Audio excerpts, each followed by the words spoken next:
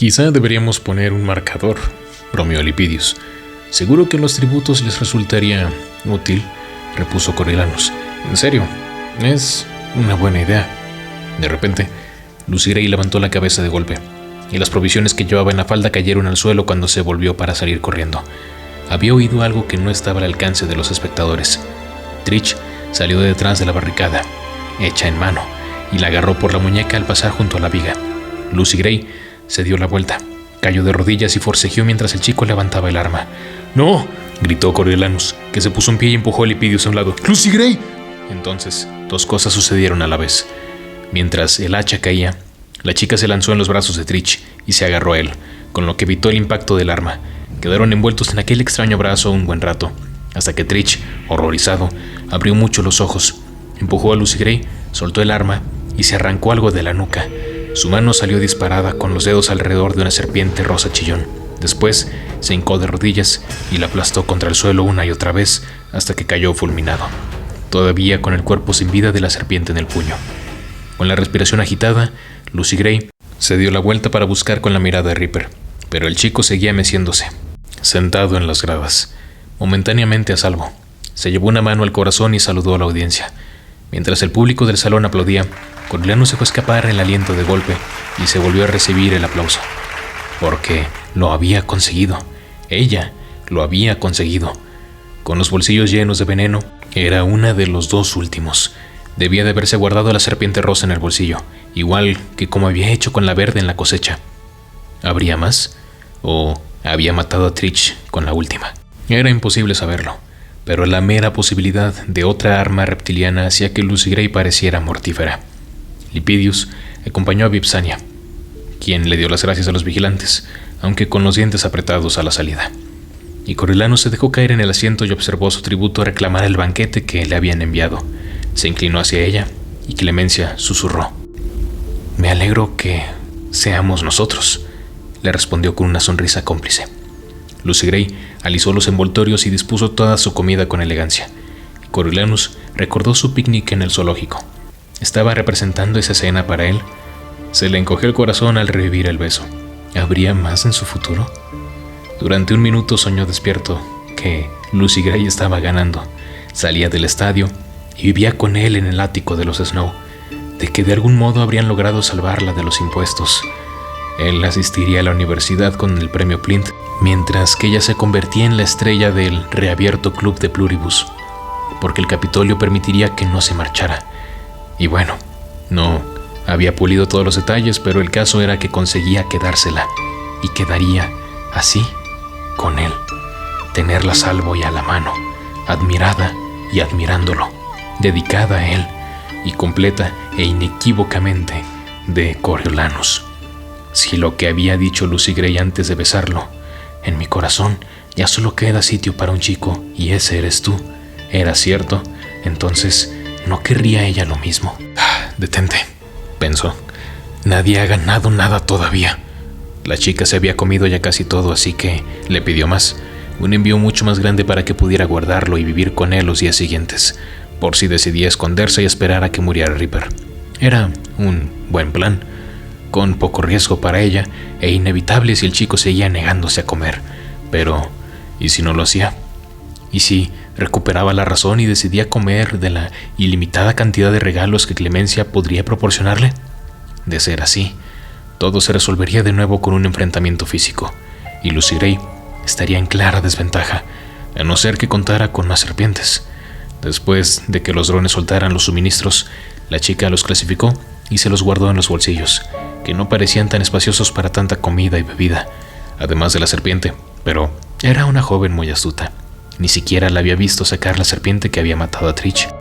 Festus les llevó sándwiches a mediodía a Coriolanus y a Clemencia, aunque los dos estaban demasiado nerviosos para siquiera probar un mordisco.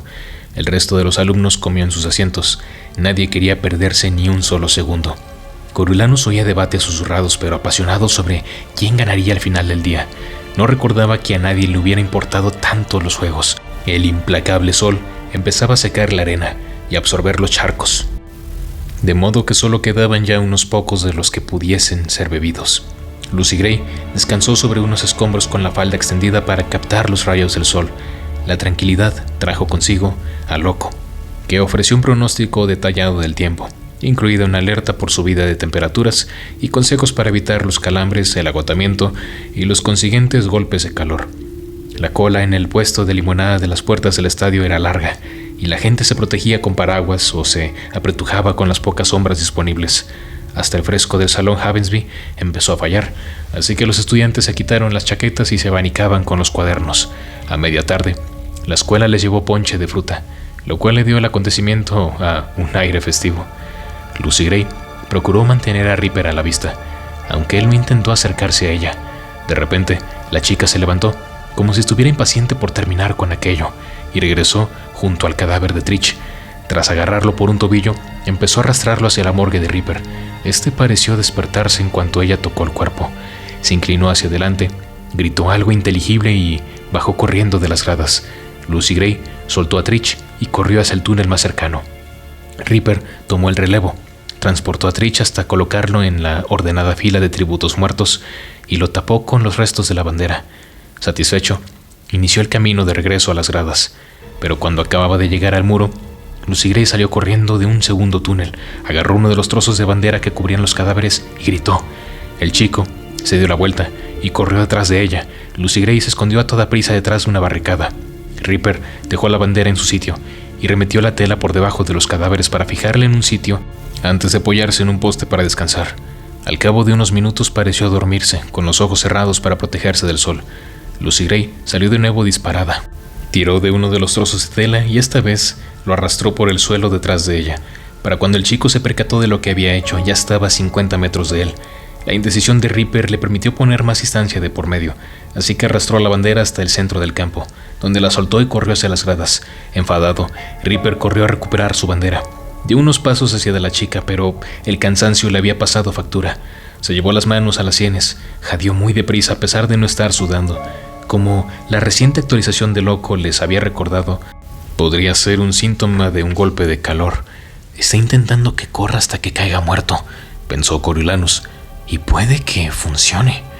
Ripper se tambaleó un poco, como si estuviera borracho, con la bandera detrás de él. Se acercó al charco, uno de los pocos que no se habían secado durante la tarde. Se arrodilló, bebió hasta que solo quedó el barro, y cuando se puso en cuclillas, su rostro adoptó un gesto extraño, y empezó a masajearse con los dedos las costillas y el pecho. Vomitó parte del agua, y después siguió vomitando a gatas. Antes de levantarse aturdido, todavía aferrado a la bandera, se empezó a mover despacio, a tropezones, de vuelta a su morgue. Se derrumbó y, cuando llegó, se arrastró hasta colocarse en la fila. Al lado de Trich, intentó cubrir al grupo con una mano, pero apenas pudo taparse a él mismo. Después simplemente recogió sus extremidades y se quedó inmóvil. Coriolanus continuaba paralizado a la expectativa. ¿Ya estaba? ¿De verdad ganó? ¿Ganó los Juegos del Hambre? ¿El premio Plint, la chica? Examinó el rostro de Lucy Gray, que contemplaba a Ripper desde las gradas, pero ella tenía la mirada perdida, como si se encontrara muy lejos de la acción de la arena. El público del salón empezó a murmurar. ¿Ripper estaba muerto? ¿No deberían declararla ya ganadora? Coriolanus y Clemencia apartaron el micrófono de Lepidus mientras esperaban el resultado. Pasó media hora antes de que Lucy Gray bajara de las gradas y se acercara al chico. Le puso los dedos en el cuello para comprobar el pulso. Satisfecha, le cerró los párpados y se dio la vuelta para depositar con mucha ternura la bandera sobre los tributos, como si acostara a un grupo de niños. Después se acercó al poste y se sentó a esperar con la espalda apoyada contra él. Aquello pareció convencer a los vigilantes de los juegos, porque Loco hizo acto de presencia, saltando como un poseso, y anunció que Lucy Gray Bird, tributo del Distrito 12, y su mentor, Coriolanus Snow, habían ganado los 10º Juegos del Hambre. El salón Havensby estalló en aplausos alrededor de Coriolanus, y Festus organizó a unos cuantos compañeros para que lo levantaran de la silla y lo pasearan por la tarima. Cuando por fin lo soltaron, Lepidus lo acribilló a preguntas a las que solo pudo responder que la experiencia había sido tan estimulante como educativa. Después, el alumnado al completo se dirigió al comedor, donde habían preparado pastel y posca para celebrarlo. Coriolanus se sentó en el lugar de honor, recibió las felicitaciones de todos y bebió más posca de la que le convenía, y que, en aquel momento, se sentía invencible. Satria lo rescató justo cuando empezaba a nublársele la vista. Lo sacó del comedor y lo envió directo al laboratorio de biología avanzada. Creo que van a llevar a tu chica. No me extrañaría que salgan los dos en la tele. Bien hecho. Coriolanus le dio un abrazo espontáneo y corrió al laboratorio, agradecido por aquel instante de paz.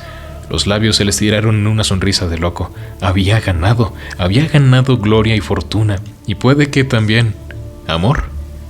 De un momento a otro tendría a Lucy Gray en sus brazos.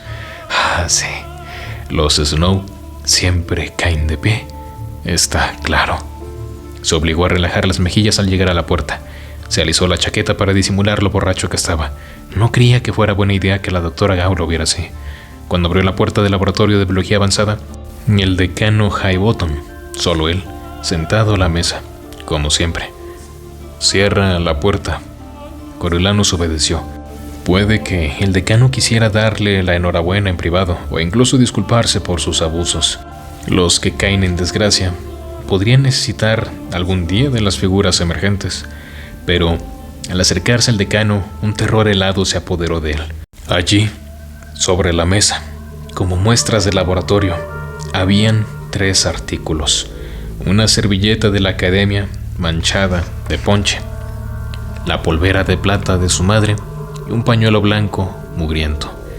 La reunión no duró más de 5 minutos, después de los cuales, tal como se acordó en ella, Coriolanus se fue derecho al centro de reclutamiento, donde se convirtió en el último, si bien no por ello más importante, agente de la paz de Panem. Coriolanus apoyó la sien en la ventanilla para intentar absorber algo del frío que pudiera conservar. El asfixiante tren se acababa de despejar cuando, después de media docena de sus compañeros reclutas, se bajaran en el Distrito 9. A solas, por fin, llevaba 24 horas metido en el tren, sin un segundo de intimidad. El avance del vehículo se interrumpía de vez en cuando para hacer largas paradas sin explicación alguna. Entre el traqueteo de las vías y de los parloteos de los otros reclutas, no había pegado el ojo. Lo que sí había hecho era fingir que dormía para que lo dejaran en paz. Puede que, ya que estaba solo, lograra echar una siesta y después despertar de aquella pesadilla en la que, al parecer, a juzgar por su tenacidad, se había convertido en su vida real. Se restregó la mejilla repugnada con el puño tieso de su rasposa camisa de agente de la paz, lo que únicamente sirvió para aumentar su desespero. ¡Qué sitio más horrible!, pensó entumecido, mientras el tren seguía su camino a través del Distrito 9. Los edificios de hormigón, la pintura descascarillada y la miseria se cocían bajo el sol implacable. Seguro que el Distrito 12 era aún más feo, con su capa extra de carbonilla. No había visto mucho de aquel lugar, salvo las imágenes granulosas de la plaza del día de la cosecha. No parecía reunir las condiciones necesarias para su ocupación humana. Cuando pidió que lo asignaran de allí, el oficial arqueó las cejas sorprendido. No es un destino habitual, ¿sabes?, dijo, pero se lo selló sin más. Al parecer no todo el mundo había estado siguiendo los Juegos del Hambre, ya que no reconoció a Coriolanus ni siquiera mencionó a Lucy Gray. Bueno, qué mejor. En aquel momento el anonimato era lo más deseable. Gran parte de la vergüenza que sufría se debía a que lo que se suponía que debía de llevar era su apellido con orgullo. Se lo sulfuró al recordar su encuentro con el decano Highbottom. ¿Lo oyes, Coriolanus? Ese es el sonido de un Snow que cayó. Cómo odiaba al decano Highbottom. Su rostro abotargado, flotando como sobre las pruebas, la punta de un bolígrafo señalando los artículos de la mesa de laboratorio. Esta servilleta, hemos confirmado que tiene tu ADN. Se utilizó para sacar ilegalmente alimentos del comedor y meterlos en la arena. La recogimos como prueba en el lugar del crimen después de las bombas. Nada más que un análisis de rutina. Y allí estabas tú. La estaban matando de hambre, había contestado Coriolanus, aunque sentía que se le iba a quebrar la voz. Es un procedimiento bastante estándar en los Juegos del Hambre. pero no es tanto por darle de comer, cosa que pasamos por alto en todos los mentores, sino por robar a la academia. Está estrictamente prohibido, dijo el decano. Habría preferido destapar el asunto entonces, ponerte otra sanción y descalificarte de los juegos, pero la doctora Gaul pensó que serías más útil herido, como mártir de la causa del Capitolio. Así que pusimos tu grabación berreando el himno mientras te recuperabas en el hospital. Entonces, ¿por qué lo saca ahora? Solo para establecer un patrón de comportamiento. El bolígrafo tocó la rosa de plata. Pasemos a esta polvera. ¿Cuántas veces vi a tu madre sacarla del bolso para retocarse la cara? Tu madre, tan guapa y sosa, que se había convencido de que tu padre le daría libertad y amor, saltar de la sartén para caer en las brasas, como suele decirse. No era así. Fue lo único que consiguió responder Coriolanus, refiriéndose a lo de sosa. Su única disculpa era la juventud, y, la verdad, parecía destinada a ser una niña para siempre, justo lo contrario de tu chica, Lucy Gray, 16 años y parece que tiene 30, comentó Highbottom. 35, sí, bien experimentados. ¿Ella le dio la polvera?, preguntó el chico mientras se le caía el alma por los pies. No la culpes. Los agentes de la paz tuvieron que inmovilizarla en el suelo para quitársela. Como es natural, registramos a fondo a los vencedores al salir del estadio. El decano la dio la cabeza y sonrió. Su forma de envenenar a Wooby y a Reaper fue muy inteligente. Juego sucio, claro. Pero, ¿qué le vamos a hacer? Enviarla de vuelta al Distrito 12 ya me parece suficiente castigo. Dijo que el veneno para ratas fue idea suya, que la polvera no era más que un regalo. Es verdad, lo era, un regalo, símbolo de mi afecto. No sé nada de ningún veneno. Digamos que te creo, aunque no sea cierto, pero digamos que sí. Entonces, ¿cómo interpreto esto? El decano Highbottom levantó el pañuelo con la punta del polígrafo. Uno de los ayudantes del laboratorio lo encontró ayer por la mañana del tanque de las serpientes. Al principio, todos se mostraron muy desconcertados y se registraron los bolsillos para comprobar si habían perdido uno, porque ¿quién más había estado cerca de los mutantes? De hecho, un joven llegó a decir que era suyo, que su alergia estaba siendo muy fuerte este año y que había perdido un pañuelo unos días antes, pero justo cuando estaba a punto de presentar su dimisión, alguien se dio cuenta de las iniciales, no las tuyas, las de tu padre, bordadas con primor en una esquina. CXS, cosidas con el mismo hilo blanco del borde. Formaban parte de un dibujo del dobladillo, en realidad con puntadas tan discretas que había que examinar bien el pañuelo para verlas, pero allí estaban. Coriolanus nunca se molestaba en mirar su pañuelo a diario. Habría tenido alguna posibilidad de negarlo, que fuera parte de su padre el no haber tenido un segundo nombre tan peculiar, Santos. Coriolanus no conocía ningún otro nombre que empezara por X, y la única persona que la ostentaba era su padre, Crassus Santos Snow. No era necesario preguntar por la prueba de ADN, ya que estaba seguro de que el decano la habría realizado y de que habían encontrado tanto su rastro como el de Lucy Gray. Entonces, ¿por qué no lo ha hecho público? Créeme, resultaba tentador, pero en la academia es tradición ofrecerles una alternativa a los alumnos que son expulsados, le explicó el decano. En vez de arriesgarte a sufrir un escarnio público, puedes unirte a los agentes de la paz antes de que acabe el día. Pero, ¿por qué iba a hacer eso? Quiero decir, ¿qué les diré? ¿Qué excusa puedo poner para explicarlo? Sobre todo después de haber ganado el premio Plint. ¿Con eso puedo ir a la universidad?, tartamudeó. ¿Quién sabe? ¿Porque eres un patriota, quizá? ¿Porque crees que aprender a defender tu país es más útil que la educación que pueden ofrecer los libros?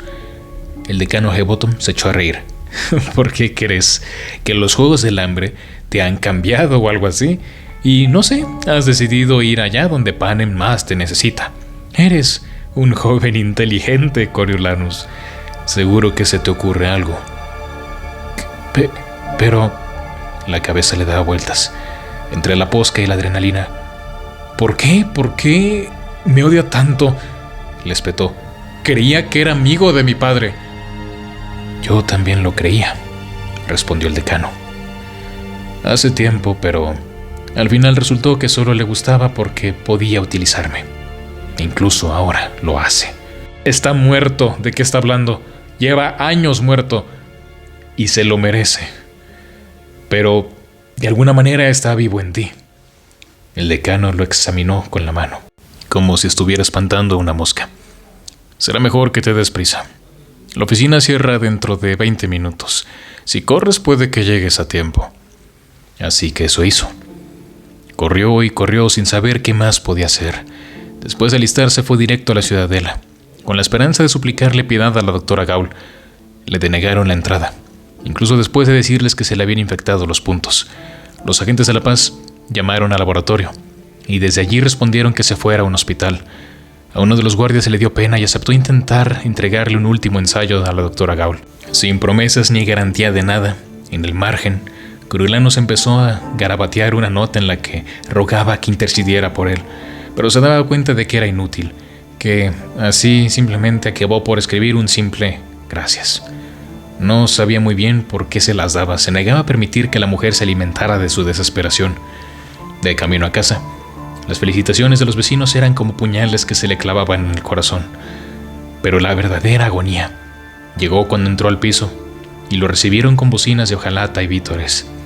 Tigris y la abuelatriz habían sacado todos los artículos de fiesta con los que celebraban el Año Nuevo y habían comprado un pastel para la ocasión. Tras intentar esbozar una sonrisa, rompió en llanto y les contó todo lo sucedido. Cuando terminó, los dos permanecieron inmóviles en silencio, como un par de estatuas de mármol. ¿Cuándo te marchas?, le preguntó Tigris. Mañana por la mañana. ¿Cuándo volverás?, le preguntó la abuelatriz. No era capaz de responder que serían en 20 años. La anciana no duraría tanto. Si volvía a verla, sería en el cementerio. No lo sé, contestó. La anciana asintió con la cabeza para darle a entender que lo comprendía, y se levantó del asiento. Coriolanus, recuerda que vayas donde vayas, siempre serás un Snow. Nadie te puede quitar eso. Quizá fuera aquel el problema, la imposibilidad de ser un Snow en un mundo de postguerra. Lo que eso había empujado a hacer era inhumano. Sin embargo, se limitó a decir: intentaré ser digno de eso algún día. Vamos, Corjo, dijo Tigris. Te ayudaré a preparar la maleta. Su prima lo acompañó al dormitorio sin llorar. Coriolanus sabía que intentaría tragarse las lágrimas hasta que él se fuera. No hay mucho que preparar. Me dijeron que me pusiera ropa vieja para tirar. Ellos me van a proporcionar los uniformes, los artículos de aseo, todo eso. Solo puedo llevar los objetos personales que quepan aquí adentro. Sacó una mochila de una caja de 20 por 30 centímetros y de unos 8 de fondo. Los primos la contemplaron por un buen rato. ¿Qué vas a elegir?, le preguntó Tigris. Ve con algo que merezca la pena. Fotografías de su madre con él en brazos, de su padre con el uniforme, de Tigris, la abuelatriz, algunos de sus amigos, una vieja brújula de latón que antes fue de su padre, el disco de polvos con aroma a rosas que antes guardaba en la polvera de plata de su madre, envuelto con delicadeza en un paño de seda naranja, 3 pañuelos, papel y sobres con el sello de la familia Snow, su carnet de estudiante en la academia, una entrada usada al circo en del que tenía recuerdos de su niñez, un fragmento de mármol de los escombros dejados por las bombas. Se sentía como a Plint, con un puñado de recuerdos del Distrito 2. A ninguno de los dos le apetece dormir. Subieron a la azotea y contemplaron el Capitolio hasta que salió el sol. «No podías ganar de todas formas», dijo Tigris. «Los Juegos del Hambre son un castigo antinatural, cruel. ¿Cómo va a venirse a ellos una buena persona como tú? No le digas eso a nadie, además de mí. No es seguro. Lo sé. Y eso también es malo». Coriolanus se bañó y se vistió con unos pantalones uniforme desdichados, una camiseta andrajosa y unas chanclas rotas, y se bebió una taza de té en la cocina. Se despidió de la abuelatriz con un beso y le echó un último vistazo a su hogar antes de nunca volver a verlo. En el salón, Tigris le ofreció un viejo sombrero de ala ancha, junto con un par de lentes de sol, los cuales habían pertenecido al padre de Coriolanus. «Es para el viaje». El chico sabía reconocer un disfraz cuando lo veía, así que se lo puso. Agradecido, ocultó los rizos bajo el sombrero. Guardaron silencio mientras recorrían las calles, casi vacías hasta el centro de reclutamiento. Después, la miró. Tenía la voz ronca de la emoción. «Ahora tendrás que enfrentarte a todos los problemas tú sola. ¿Te das cuenta? El piso, los impuestos, la abuelatriz. No sabes cuánto lo siento. Si no me perdonas nunca, lo voy a entender». «Coriolanus, no hay nada que perdonar. Me escribirás en cuanto puedas, ¿verdad?» Se abrazaron con tanta fuerza que se le saltaron algunos de los puntos del brazo. Después entró en el centro, donde unos 300 ciudadanos del Capitolio esperaban para embarcarse en su nueva vida. Puede que no superara el examen físico, aunque en un principio la idea hizo que renaciera su esperanza. Pronto se transformó en un motivo para el pánico. ¿Qué destino lo esperaba si no lo pasaba? El escarnio público, cárcel. El decano Highbottom no lo había dicho, pero se imaginaba lo peor. Sin embargo, superó el examen sin problema alguno. Incluso le quitaron los puntos sin hacer comentario alguno, aunque cuando le raparon el pelo se sintió desnudo, sin sus característicos rizos. Lo cierto era que tenía un aspecto tan distinto que desaparecieron por completo las ya de por sí escasas miradas curiosas. Se puso el uniforme de nuevo y le dieron un petate lleno de ropa, un juego de productos de aseo, una botella de agua y un paquete de sándwiches de paté. A continuación, firmó una pila de formularios, en uno de los cuales indicaba que enviasen la mitad de su exiguo salario a Tigris y a la abuelatriz. Eso lo consoló un poco. Rapado, vestido y vacunado, Coriolanus se unió a un autobús lleno de reclutas de camino a la estación del ferrocarril. Era una mezcla de chicos y chicas del Capitolio, sobre todo recién salidos de los institutos que celebraban sus graduaciones antes que la academia. Tras ocultarse en una esquina de la estación, se dedicó a ver las noticias del Capitolio, temeroso de encontrarse con un reportaje sobre su aprieto, pero no emitía nada más que lo normal, para un sábado, claro. El tiempo, el tráfico, otras cosas que, la verdad, solo pasan desapercibidas. Una receta de ensalada de verduras para el verano, ¿ok? Era como si los Juegos del Hambre nunca se hubiesen celebrado. «Me están borrando», pensó, «y para eso primero tienen que borrar los juegos». ¿Quién sabía lo de su caída en desgracia? ¿El profesorado? ¿Sus amigos? Nadie se había puesto en contacto con él. Puede que todavía no se hubiera divulgado la noticia, pero en algún momento así sería. La gente especularía. Los rumores correrían como la pólvora. Al final, se impondría una versión distorsionada de la razón, de la verdad, retorcida y jugosa. Livia Cardio estaría encantada, seguro. Clemencia ganaría el premio Plint y, durante el mes de vacaciones de verano, se preguntarían cómo le iría. Quizá algunos lo echarían de menos. Festus, puede que Lisístrata. En septiembre sus compañeros empezarían la universidad y poco a poco lo olvidarían. Para borrar los juegos también tenían que borrar a Lucy Gray. ¿Dónde estaba? ¿De verdad la habían enviado a casa? ¿Estaría en aquellos momentos de regreso ya al Distrito 12, encerrada en el mismo apestoso vagón de ganado en el que la habían llevado hasta el Capitolio? Eso era lo que el decano Highbottom le había asegurado que ocurriría. Pero la decisión final se encontraba en manos de la doctora Gaul, y cabía dentro de lo posible que ella no perdonara tan fácilmente su treta. Si así lo ordenaba, Lucy Gray acabaría en la cárcel, muerta o convertida en un Avox, o peor aún, condenada a pasar lo que quedaría de su vida en el laboratorio de los horrores de la doctora Gaul, sometida a solo los experimentos más retorcidos. Coriolanus recordó que estaba en el tren y cerró los ojos por si se le escapaba alguna lágrima. No podía permitirse que lo vieran llorar como un bebé. Así que reprimió sus emociones y recuperó el control. Se calmó pensando que, en realidad, la mejor estrategia para el Capitolio seguramente fuera devolver a Lucy Gray al Distrito 12. Quizá con el transcurso del tiempo la doctora Gaul la sacara de nuevo de allí, sobre todo si él estaba fuera de escena. Puede que la llevara al Capitolio para cantar la inauguración de los Juegos. Sus delitos, si alguno había cometido, eran mínimos si los comparaban con los de él, y los espectadores la adoraban, ¿no es así? Quizás su encantadora personalidad la salvara de nuevo.